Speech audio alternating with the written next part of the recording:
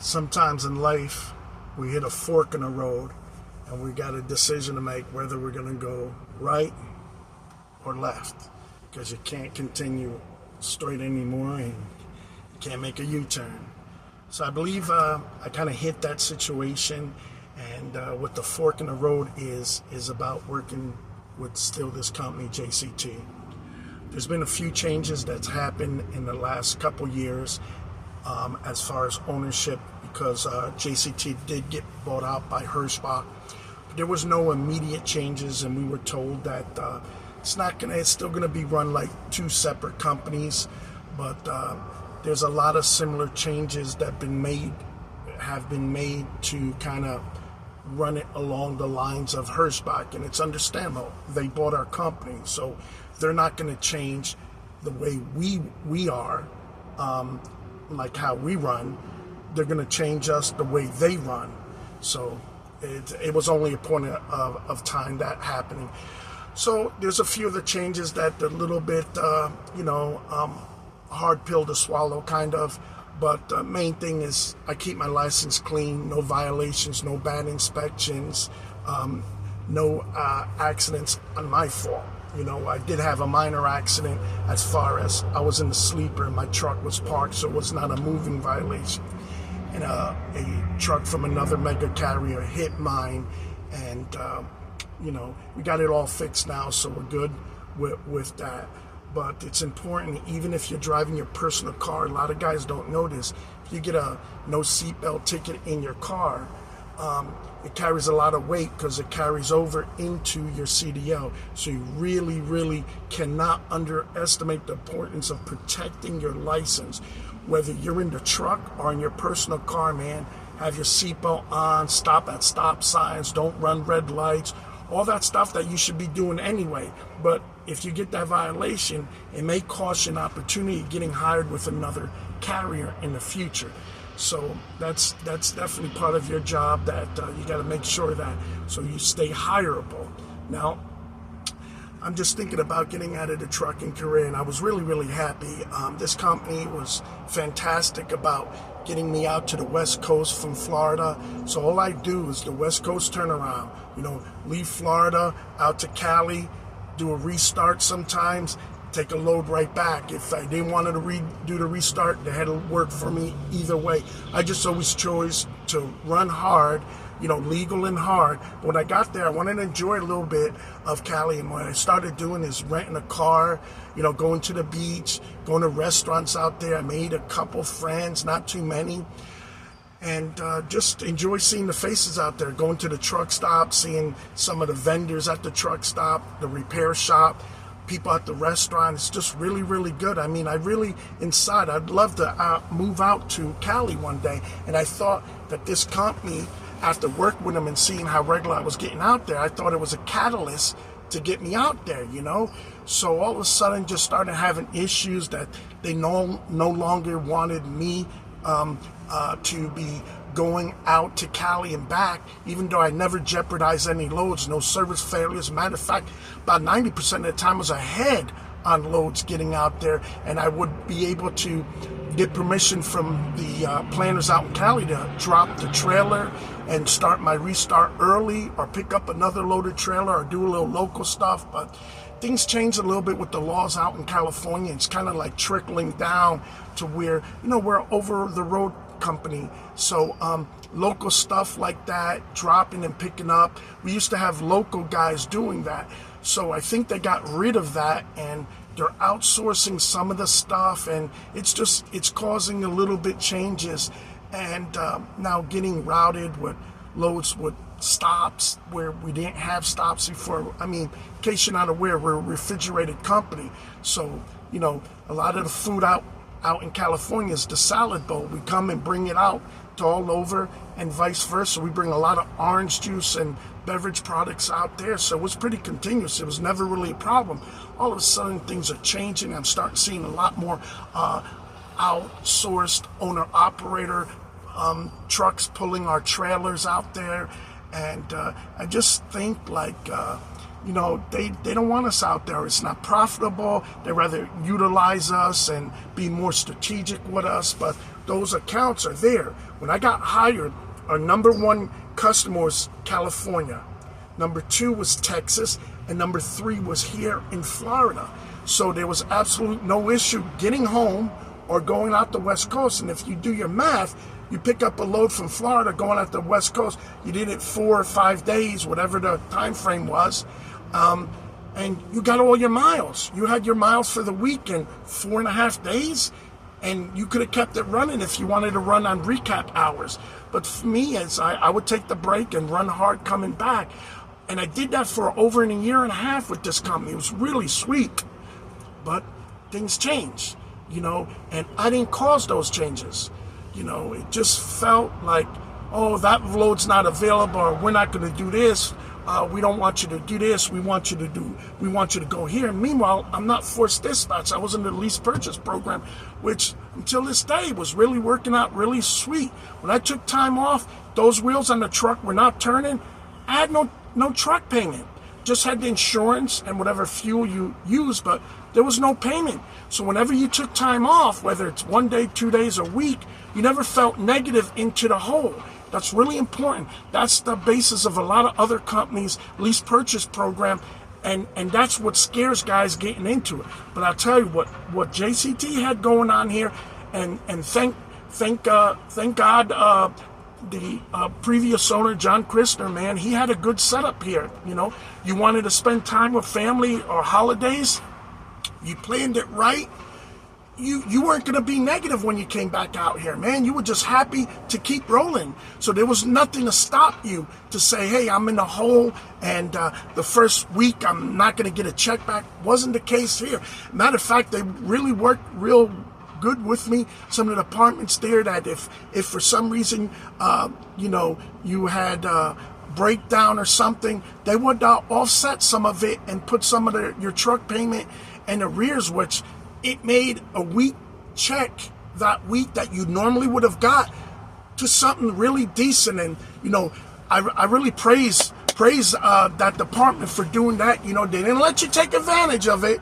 I think I came close to it, but it really worked out great for me. So, props to Laura Watkins and in that department. So she really had a sympathetic ear. She evaluate and check your situation, and if you qualify for it, sure enough, you got it. So it kept you.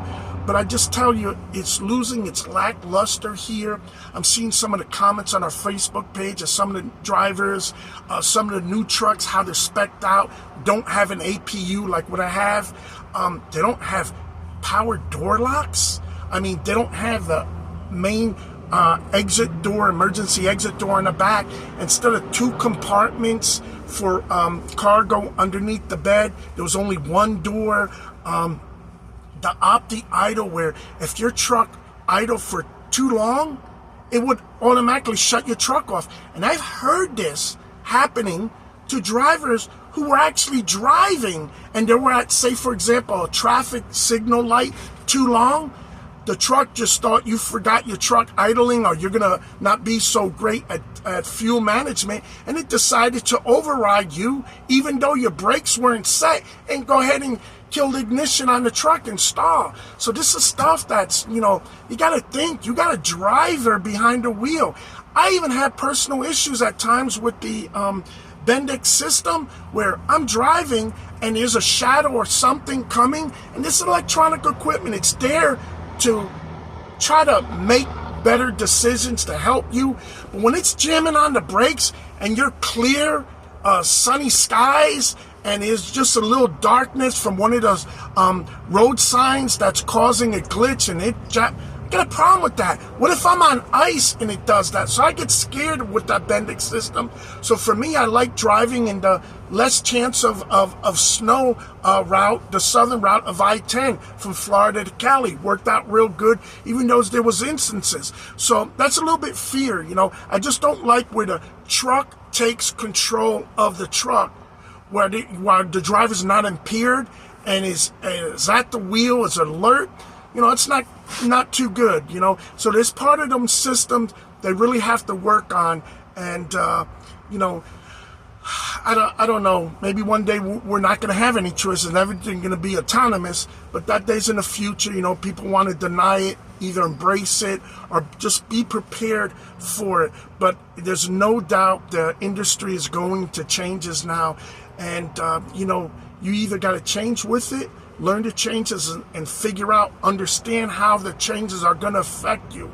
If you're able to deal with or learn from it, make adjustments, because if you don't adjust, it's going to pass you by. And these changes may force you out, just like they did with the DOT fitness.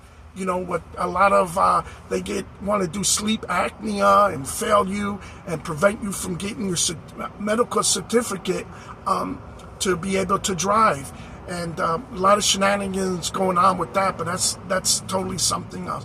Anyway, for now, today is January 17, 2024. My birthday's coming up on the 24th. I'm going to be 56 years old, and I'm thinking really, really hard now and today.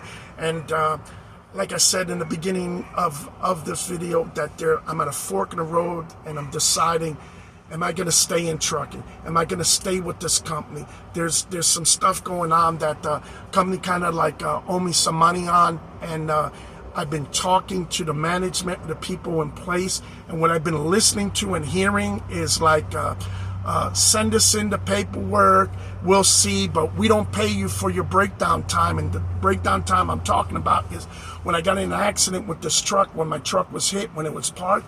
Insurance company wrote out a $5,000 check to my company.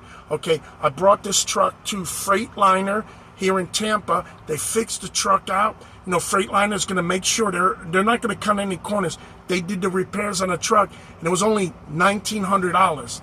So you subtract $1,900 from $5,000, it's leaving almost close to $3,000, because the check was about $4,700. So I've talked to them about getting some compensated for my downtime while their truck was getting fixed, and I didn't have another truck to work.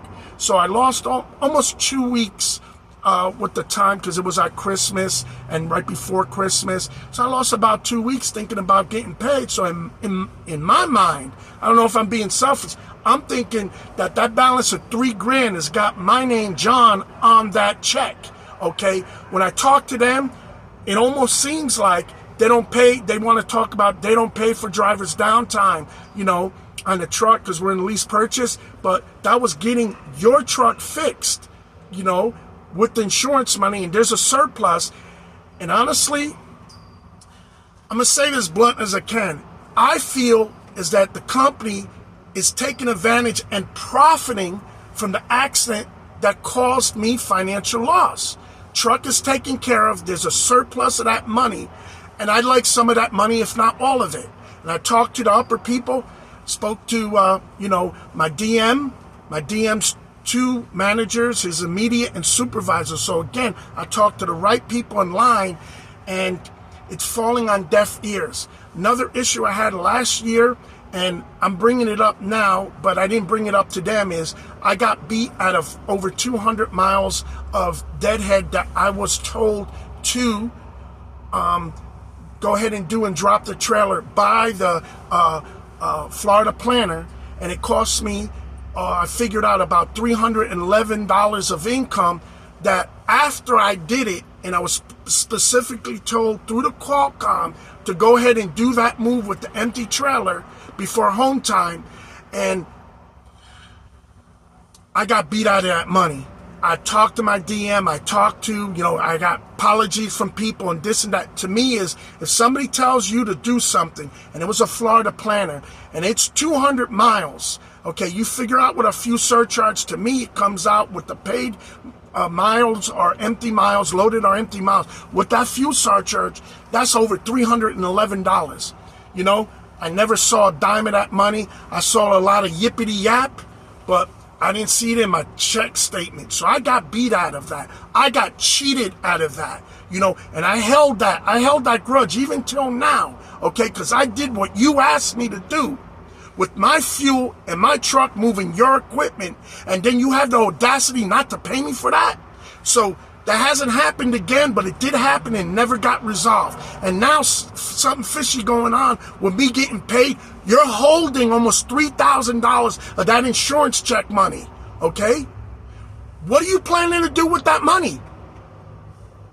That money belongs to me and my lost time. So I'm just telling you, don't reach in your pocket, reach into that insurance check and do the right thing, okay? Doesn't look like you want to do the right thing, and that's why me and you, we part in ways. We can't be partners no more, okay? Because this partner is tired of operating at a loss at my expense. Now, granted, everything doesn't go my way. There's other issues that are real great with JCT when it comes to compensation, when it's breakdown and trailer pay and losing time at the shipper receiver. I never really had any issues. Maybe I had to remind them I didn't get paid for it, but I got paid.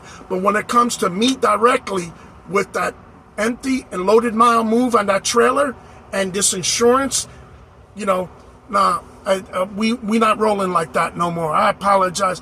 Like I said, I'm an experienced guy, and I look like, you know, want to take a saying from back in the day when LeBron switched teams is, I got to take my talents elsewhere. I ain't going to South Beach, but I got to take my talents elsewhere.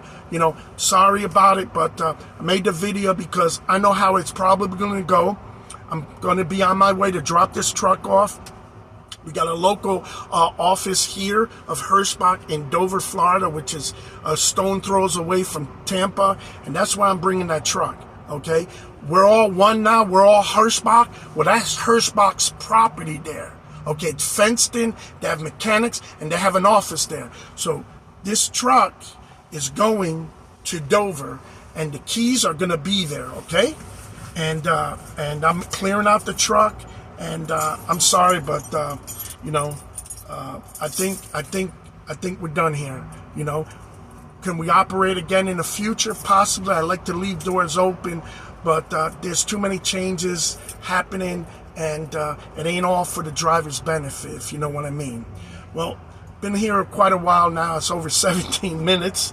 And I got to take care of some stuff. So I just wanted to make one of these last videos about it, let you guys know. And again, to the guys stay here, I give you my props, and those team drivers that doing those horrendous long loads and keeping that truck moving, man. God bless you. Please be safe. And, you know, just have a DOT-free day and make JCT work for you. I mean, they're not a bad company. It just, there's a couple apples in certain places that controlling it and changing it for the other drivers. So I wish honestly JCT never sold out, man. It was good. It's nice to see it's a family run. You know people here, they know you, and it's just gonna change. And big company like Hirschbach is, I'm not saying you're gonna be a number. When a company's that big and they've gobbled up other companies to expand, you know, I just know the program here at Hirschbach is, it'll be a grandfathered program for the current lease operators, but the new guys coming down the road, you ain't gonna get that dollar buyout no more. Forget about it. And I don't see a lease by mileage plan happening. My personal opinion, I think it's going to get switched over to where you're going to be paying the 99 cents a gallon for fuel, but you ain't going to get that fuel surcharge, which, you know, it could be beneficial. You're locked in at 99 cents a gallon fuel, but that pay per lease program, so when your truck is not moving, you won't have a truck payment other than the insurance and bobtail for the truck fixed operating costs. I think that's bye-bye, you know. So with that said, John says bye-bye. God bless, be safe.